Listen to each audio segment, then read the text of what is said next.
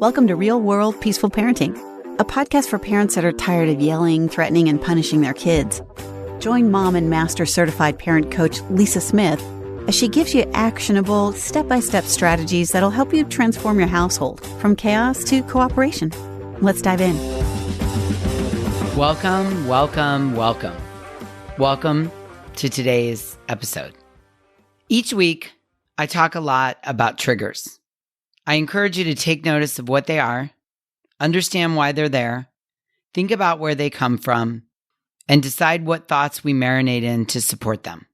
And what I know for sure is the more you practice being a real-world peaceful parent, the more you recognize the triggers that dysregulate you and get you stuck in your middle brain. And we work here diligently on figuring out how to move past our triggers so we don't storm alongside our kids. But triggers are not necessarily the only thing that dysregulates you. And today I want to point out another element that can cause you to storm alongside your kids. And it's a conflict of needs. The collision of your immediate needs as the parent with the immediate needs of your child or children. So this collision happens for a variety of reasons. It can happen when a parent's trying to work from home and has to be on a call in 2 minutes with a big client or their boss, or maybe both, and their 3-year-old is having a meltdown with no one else available to help. Or a collision can happen when one child is throwing up in the bathroom and another 2 children are throwing punches downstairs. Or the collision can happen, like in the case of a mom in my community, the Hive. This particular scenario happened when a parent was trying to pack for a 12-day road trip. Now think about this, 12 days for her family of 6. And her 12-year-old son was itching to pick a fight with all 3 of his younger siblings downstairs. Been there? You can just see this situation playing out in your mind, right? Collisions arise when the need of one person intersects with the need of another person. In this case, a parent and a child. And a massive storm makes landfall. I think we've all been there. We all can close our eyes and think of a collision that happened when you had a need and it intersected with one of your kids' needs, and a massive storm was the outcome. I get asked this all the time, Lisa, what do I do in this situation? What do I do? So I wanted to address this today, and I want to dive right in. Sound good? Okay, so one of the moms in my Hive community recently provided the perfect scenario for today's topic. I'll call her Sandy. Now, allow me to set the backdrop for the approaching conflict of needs that Sandy experienced with her son. Again, he's 12 years old, and we'll call him Max. Max is strong-willed, articulate, deeply connected to his friends and the social scene, desperate for more autonomy as the eldest of 4 children, and he wants what he wants when he wants it. Do you have a Max? Can you relate to this? Now, Max has been suffering from the news that his family will be going on a vacation, taking 12 days to drive from Pennsylvania to Wisconsin, spending time with his extended family and then driving back. And Max's suffering comes primarily from his very normal teenage fear of missing out, also known as FOMO. FOMO, for some children and adults, can feel like the air is being sucked right out of their lungs and that their world is literally going to end. And such is the case for Max when he discovered they were going on this 12-day trip. Because while they're away on this magical vacation, Sandy at least thinks it's going to be a magical vacation, Max was going to miss a big, and I mean capital B space, capital I space, capital G, big birthday party where all of his friends were going to be together having fun. Max was also going to miss a flag football tournament at the park that he really wanted to play in. Plus, he was going to miss out on at least a dozen other things because his parents were making him go with them on their family vacation. And let me tell you something, Max absolutely did not want to go on this vacation. Enter Mom, Sandy. Sandy typically has 3 of her 4 children in school all day. with at least some downtime to herself to gather her thoughts and take care of chores and errands and even help out a friend in need. As this 12-day vacation nearly approaches, however, she now has all 4 kids home 24/7 because it's summertime, all with their own needs and opinions about things, a massive to-do list that needs to be completed before they can leave for the vacation, and things that need to be packed. And now she also has Max completely dysregulated. I mean, completely dysregulated and unwilling to help with anything. Max was unwilling to lift a finger with the packing or preparations because, remember, he does not want to go on this trip. And his FOMO is working full-time. And so what happens? Needs collide. Sandy needs to get things done, and she needs help and support. And Max needs to storm because he is so upset that he is not going to be home for this epic, once-in-a-lifetime birthday party and flag football tournament. Max's list of demands as a 12-year-old, born to be an adult, pubescent kid includes moving out of the family home right now to live on his own, make his own decisions, and have no rules, which makes me laugh even saying it out loud. In reality, Max is craving autonomy, and he's wanting more and more and more of it. There's something that happens to 12-year-old boys literally overnight without even a slow climb. One day, there are young, innocent, affectionate, sweet little boys depending on our care. And literally, the next day, they wake up with things that may have simply bothered them before, but now these same exact things seem incredibly intense. Can I get an amen on that one? Have you been there? As a parent observing this, it makes you wonder if they're pumping steroids into these little boys' bodies while they're sleeping. According to Sandy, it feels like just yesterday. Max didn't like missing out on fun with his friends, but he could get over it and move on fairly quickly and be cooperative. But that is no longer the case. On this particular day, he was angry, defiant, unwilling to help, and purposely trying to push every last one of Sandy's buttons, or so that's how it felt, to Sandy. And this is where she jumped onto our weekly call to ask me for help. My recommendation was, for now, let go of expecting Max to do anything to get ready for the trip. Now, this was a really big deal to Sandy. She was looking for Max to help with the trip preparations, as he's always helped in the past, and helped with a pretty good attitude. And at a bare minimum in the past, he's done a great job of occupying his younger siblings without conflict, so at least Sandy could do the packing and get ready for the trip. Now, as we were coaching together, she admitted that she was getting very triggered by Max's unwillingness to help, and worst, his desire to poke at his siblings, which was creating storming for everyone.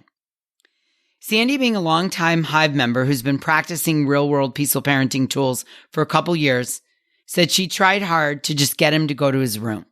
She told Max it was okay if he didn't want to help, but the least she needed him to do was to stay away from his siblings. It seems lately that anytime he's with his siblings, they're all in conflict. So at the very least, she needed him to avoid the conflict and stay away from the space his siblings were in. Again, so she could get some of the packing and the trip preparations done. She suggested going to a different room to read where no one would bother Max. Max adamantly said no. If they're in the basement, then I want to be in the basement. Don't you just love Max? Oh, how many times have you heard this? And right there was the problem. Max, being 12 years old, is straddling two worlds. One world where he's autonomous and self-reliant, and one world where he longs for connection with his family, even if the connection is negative. He's longing for connection because he's hurting, because he's not going to be here for this party and football tournament, and he's so incredibly upset about it. The thing about puberty is, it's very confusing for these young children, these teenagers. They want it all. Take Max, for example. He wants it all, and he wants it all at the same time. And even if he doesn't know what he wants, half the time he's saying he wants one thing when really he wants another. I want to fight with my siblings, but really I'm just in pain. Now, let's be honest here. Max is just itching for a fight. He was really, really, really, really angry that he has to go on this trip. And he was angry that he'd be missing out on this fun with his friends, which he was absolutely convinced was going to be the mother of all parties. And he was angry that his mom couldn't see things his way. And he wanted someone to bother him or power struggle with so that he could have someone to project all of his anger onto. Can you see this? Can you see this with your own kids? Oftentimes, when we're so upset, we're just looking for someone to project all of our anger onto. It is said that kids sometimes ask for help in the strangest and most maddening of ways. And if I had to guess, I would say that Max is in deep pain and deeply upset that he will be gone when these, quote, important social events are happening. And when I say it this way, can you see it? Remember, I encourage you all the time to scuba dive down to the feelings and needs. Not snorkel at the top on the behavior, but to scuba dive down. When Sandy said to Max that he didn't have to help pack, but he had to isolate himself from his siblings, she was just adding fuel to the fire, which in turn added fuel to her own fire, which was giving him the recipe to project his upset and spitefulness onto her and his siblings. Hence the power struggle. Can you see the classic power struggle here? Sandy, in her defense, sincerely did not tell Max to go to his room as a form of punishment.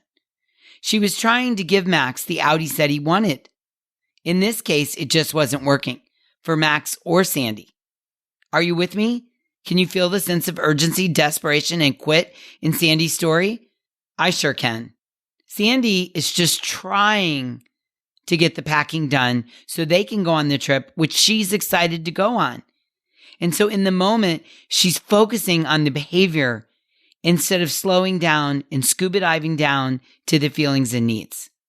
And the result of this is this storming and this projecting of anger and power struggling that's going on between Sandy and Max. So where can Sandy go from here? I mean, come on, Lisa. There could be up to 6 more years of this. What can Sandy do right now? Right now, as she is still desperately trying to get the family ready, there's 6 of them, for this vacation and satisfy Max's need for autonomy and connection with his friends. So here's what I suggested. I told Sandy, this is what I would do. Now, I've known Max and Sandy for a while, and I know that Max's ultimate pleasure outside of being physically with his friends is spending time on the tablet playing games. So my suggestion was, instead of threatening to take away the tablet as a punishment each time Max was defiant, combative, or unwilling to help when asked, I suggested she offer the tablet as a reward for managing his anger and participating with the family. So I suggested she consider for each half day that Max is successful, reward him with something like 30 minutes of tablet time. Now, let me be clear here. I was not suggesting that she ask Max to get over his anger. He is entitled to his own feelings, even the uncomfortable ones. He is sad, mad, upset, dismayed that he is missing the epic party of the century. What I am suggesting is that she work with Max to ask him to manage his emotions in a way that works for the whole family. Incentive gives Max, quote, skin in the game. And by giving Max skin in the game, she was inadvertently also giving him the autonomy he was so desperately craving. He got to decide how he was going to show up and whether he was going to earn the reward of screen time that he really wanted and enjoys, and helping him feel connected to his friends through the gaming. Because although he couldn't be at the party or the flag football tournament, he could stay in contact with his friends through the gaming. And this helped meet his need of autonomy and connection and help keep the FOMO at bay. And once he gets in the habit of managing his anger, everything is going to get better. Yeah? This is a beautiful gift we give to our children. Once we help our kids get in the habit of managing their big emotions, having them, but not necessarily acting on them, managing their big emotions, everything gets better. And it's a beautiful gift we give our children. The freedom to feel their feelings and manage them in ways that are safe and healthy for them and for those around them. Let me say that just one more time. When we help and encourage and coach and parent and incentivize our kids to get in the habit of managing their big emotions, everything gets better. And the beautiful gift that we give our children is the freedom to feel their big feelings and manage them in ways that are safe and healthy for both our children and all of those around him. Now, this is not the end of Sandy and Max's story of conflict or power struggles. They've got some more coming on the horizon, but Sandy left for vacation feeling assured that she was not alone, that she was not hopeless as a mom of a teenager, and that Max was not a bad kid that's going to end up living under a bridge with a shopping cart just because he has a strong need for a lot of autonomy. And through it all, there'll be lessons for both of them to learn and connection to be made. So what can you do when you find your needs conflicting with the needs of your children at any age? What can you do? Well, the first thing is do everything you can to stay regulated. You can have needs and stay regulated at the same time. Next, remember that frustration is the gap between expectation and reality. You might have one expectation, your kids might have a different expectation, and the gap between that will lead to frustration. Next, remember that conflict is growth trying to happen. We can work through this. All is not lost. I can figure out a way to help Max manage his big emotions without power struggling with all the kids. And in this instance, Sandy needed to let go of her expectation that Max was going to help this year to get ready for the trip. I also encourage you to be aware of what's going on for you in the moment and what could be going on for your child. What am I thinking and feeling and needing, and what are they thinking and feeling and needing? It will be most helpful to you if you work on your thoughts and your children's naturally changing needs in between storms when you're both regulated. That way, when the storm comes, you will be much more successful and not taking it personally, and your connection with your kids will grow. Look for ways to create win-wins. Rather than taking away, punishing, threatening, or demanding, look for ways to incentivize your kids for managing their big emotions. Incentive gives our kids skin in the game. And most importantly, remember, we are not asking our kids to get over their big feelings. We are asking our kids to learn to manage their big feelings in a way that works for them and those around them. That is really, really, really important that be the family mantra. I am not asking you to get over your big feelings. I'm not asking you to suck it up. I'm not asking you to be happy or understanding that you're missing this big birthday party, Max. I'm not asking that at all.